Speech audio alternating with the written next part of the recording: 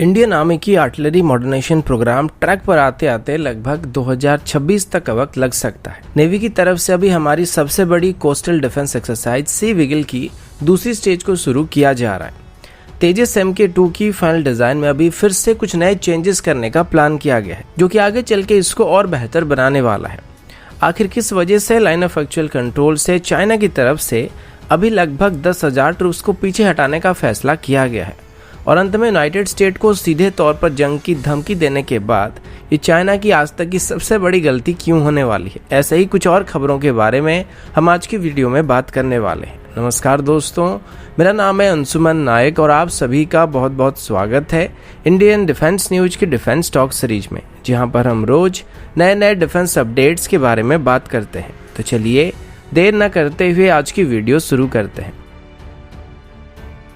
आज की पहली अपडेट इंडियन आर्मी की आर्टिलरी गन्स को लेके है। इंडियन आर्मी अभी अपनी आर्टिलरी मॉडर्नाइजेशन प्रोग्राम के अंदर नए और मॉडर्न आर्टिलरी गन्स को अपने फोर्स में शामिल करना चाहता है, लेकिन इसी बीच कुछ दिक्कत सामने आ रहे थे, क्योंकि अभी अगर इंडियन आर्मी की तरफ से नए गन्स को खरीदने के लिए ऑर्डर को प्लेस किया जाता है तो ये हमें 2026 के आसपास डिलीवर होने वाले हैं। इसी वजह से इस गैप को मेंटेन करने के लिए आर्मी की तरफ से अभी additional Pinaka rocket score K9 वज्र T गन्स को भी इंडक्ट करने का प्लान किया जा रहा है। डिफेंस मिनिस्ट्री की तरफ से अभी बताया गया कि ATAGS को इंडियन आर्मी में शामिल करने के पीछे अभी कोई भी खास परेशानी नहीं होने वाली है और इसमें अभी ज्यादा डिले भी नहीं होने वाला है, लेकिन फिर भी इस साल के अंदर इनकी सभी टेस्ट को कंप्लीट करने की कोशिश किया जा रहा है और 2022 में इसके लिए फॉर्मल कॉन्ट्रैक्ट को साइन किया जा सकता है। और इसके बाद इनिशियल ऑर्डर के तौर पर यहाँ पर करीब 150 ATAGS के लिए ऑर्डर को प्लेस किया जाएगा, जिनकी डिलीवरी 2023 से शुरू होने की उम्मीद किया जा रहा है और ये सभी गन इंडियन आर्मी को लगभग 2026 तक डिलीवर किया जाएगा।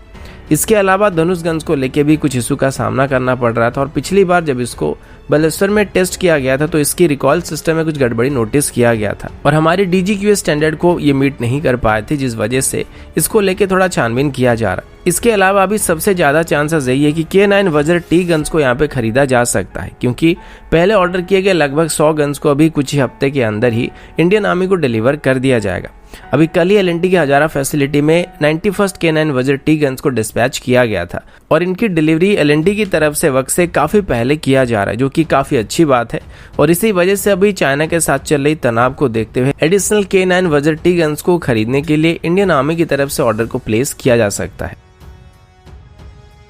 अगला अपडेट इंडियन नेवी की तरफ से है। नेवी की तरफ से अभी मंगलवार से सी विजिल एक्सरसाइज की सेकेंड पार्ट को शुरू किया गया था। इसमें हमारे 13 कोस्टल स्टेट और यूनियन टेरिटरी पार्टिसिपेट कर रहे हैं और इस एक्सरसाइज को मेनली हमारी सिक्योरिटी प्रिपरेशन को चेक करने के लिए किया जा रहा है, ताकि भारत के ऊपर फिर से कभी भी 26/11 जैसी हमले को कोई भी नहीं कर पाए, या फिर अगर कोई कोशिश करता है तो उसको पहले से हम रोक सके। जब इसे 2019 में शुरू किया गया तो इसे हमारी लगभग 7,516 किलोमीटर लंबी कोस्ट लाइन और हमारे एक्सक्लूसिव इकोनॉमिक जोन के अंदर कंडक्ट किया गया था और इसमें नेवी के साथ साथ कोस्ट गार्ड और हमारी लोकल फिशिंग कम्युनिटी भी पार्टिसिपेट कर रहे थे। इस एक्सरसाइज का जो मेन उद्देश्य था वो हमारी मैरीटाइम सिक्योरिटी और हमारी कोस्टल डिफेंस प्रिपेयर्डनेस को चेक करना था और साथ ही सेम टाइम में हमारे जो वीकनेस थे उसको ठीक करना है। इसके साथ नेवी की तरफ से एक और थिएटर लेवल एक्सरसाइज को भी कंडक्ट किया जा रहा था, जिसका नाम टॉर्पेक्स था और नेवी का कहना है कि दोनों एक्सरसाइज स्पेशली भारत के ऊपर होने वाली किसी भी तरह के सिक्योरिटी चैलेंज को ध्यान में रखकर कंडक्ट किया जा रहा है। अगला अपडेट तेजस MK2 को लेके है। पिछले कुछ दिनों से तेजस को लेके बैक टू बैक कई अपडेट सामने आ रहे हैं, जैसे कि जल्दी ही तेजस MK2 की मेटल कटिंग शुरू होने वाली है और इसी बीच ये अपडेट सामने आया कि इसकी फाइनल डिजाइन में अभी कुछ छोटे मोटे चेंजेस करने का फैसला किया गया है। जैसे कि इसकी बेसिक डिजाइन में तो कोई फर्क नहीं पड़ेगा, लेकिन फिर भी इसको फाइन ट्यून किया जा रहा है। पहले प्लान किया गया था कि तेजस MK2 में एक फिक्स्ड रिफिलिंग प्रोब का इस्तेमाल किया जाएगा, लेकिन अभी इसमें एक रीट्रैकेबल प्रोब का इस्तेमाल किया जाने वाला है और इसकी एयर इंटेक्स में थोड़े बहुत चेंजेस करने का प्लान किया गया है। तेजस MK2 वेरिएंट में अभी GTSU-127 जेट फ्यूल स्ट्राइटर का इस्तेमाल करने का फैसला किया गया, जो कि तेजस MK1 वेरिएंट में इस्तेमाल हो रहे GTSU-110 मॉडल का एक बेहतर वेरिएंट है। इसे चेंज करने का यहाँ पर दो कारण है। पहला कारण ये कि तेजस MK2 में अभी जनरल इलेक्ट्रिक्स की 414 इंजन का इस्तेमाल किया जाएगा, जो कि जनरल इलेक्ट्रिक्स की 404 इंजन के मुकाबले थोड़ा ज़्यादा पावरफुल है। साथ ही HAL की तरफ से आगे चल के इसमें 110 किलोटन क्लास के इंजन को इंटीग्रेट करने का प्लान किया जा रहा है, जिस वजह से इसमें GTSU 127 को इस्तेमाल करने का फैसला किया गया, जो कि बेहतर पावर आउटपुट देने वाली है। इसके अलावा HAL की तरफ से भी GTSU 135 को भी डेवलप किया जा रहा है, लेकिन इसका इस्तेमाल तेजस MK2 में होने वाला या नहीं होने वाला है ये अभी तक कंफर्म नहीं हुआ है और शायद इसको एमका के लिए तैयार किया जा रहा है। अब जैसे ही 2 दिन पहले मैंने आप सभी को बताया था कि HAL की तरफ से भी मेटल कटिंग होने से लगभग 4 साल के अंदर ही इसको डेवलप करने का एम रखा गया है और इसकी कोई भी टेक्नोलॉजी डेमोन्स्ट्रेटर वेरिएंट या प्रोटोटाइप वेरिएंट बनाया नहीं जाएगा और सीधे इसकी LSP यूनिट को मैन्युफैक्चर करने का एम रखा गया है। 2023 की शुरुआत तक तेजस MK2 की पहली यूनिट को तैयार करने का एम रखा गया है। बाकी अगर इनकी प्रोडक्शन रेट की बात करें तो इसको भी अभी काफी सीरियसली लिया जा रहा है और HAL की तरफ से अभी अपनी नासिक डिवीजन को भी एक्सपैंड करने का एम रखा गया, जहां पर अभी SU-30 MK को मैन्युफैक्चर किया जा रहा है और यहां पर अभी साल भर में लगभग 5 तेजस को मैन्युफैक्चर किया जा सकता है और आगे चल के यहाँ पर 12 तेजस को भी बनाया जा सकता है। बाकी अगर बेंगलोर वैली फैसिलिटी की बात करें तो वहाँ पर अभी लगभग साल में 16 तेजस को मैन्युफैक्चर किया जा सकता है। तो कुल मिलाकर HAL अभी साल भर में लगभग 28 तेजस को मैन्युफैक्चर करने की तैयारी कर रही है। हालांकि ये नंबर इतनी जल्दी हम अचीव नहीं कर सकते हैं और इसमें थोड़ा वक्त लगने वाला है, लेकिन जब तेजस MK2 की मैन्युफैक्चरिंग शुरू होगा तब तक HAL की तरफ से इस प्रोडक्शन रेट को हासिल कर लिया जाएगा और साथ ही 2023 से पहले HAL की तरफ से तेजस की प्रोडक्शन रेट को 20 तक इंक्रीज करने का फैसला किया गया है।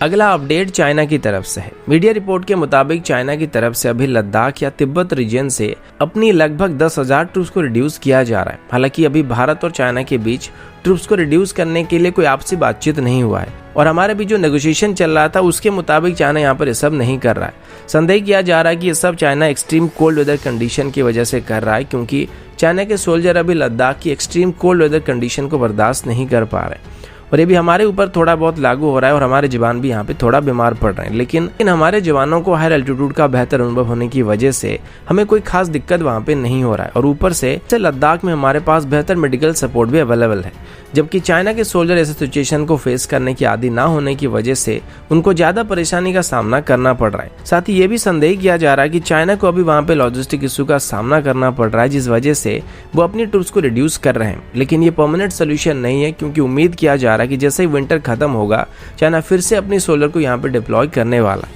वहीं पर भारत की तरफ से अभी अपने ट्रूप्स को रिड्यूस करने का कोई अंदेशा नहीं दिया गया है।